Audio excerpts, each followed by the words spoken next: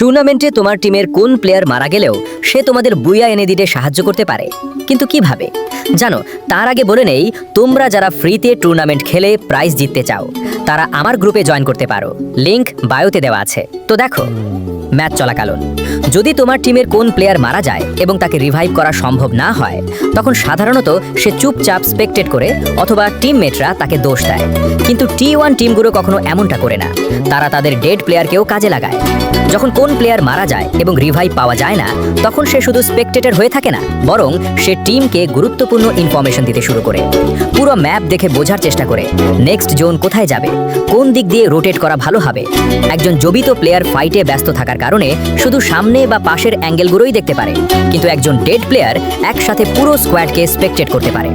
যদি 3 জন টিমমেট বেঁচে থাকে, তাহলে সে 3টি আলাদা অ্যাঙ্গেল থেকে ইনফরমেশন দিতে পারে। শত্রু কোথা থেকে পোস্ট করছে, কোথায় পজিশন নিচ্ছে, শুধু তাই না, সে ফ্রিলি ম্যাপ চেক করে টিমকে গাইড করতে পারে। নেক্সট জোন কোথায় শিফট করবে এবং কোন পথে গেলে সেফ রোটেশন হবে। মানে প্লেয়ার মারা গেলেও সে গেম খেলতে না পারলেও নিজের চোখ আর ব্রেইন ব্যবহার করে টিমকে উইন হতে সাহায্য করতে পারে। আর এইটাই হলো প্রো চিন্তাভাবনা।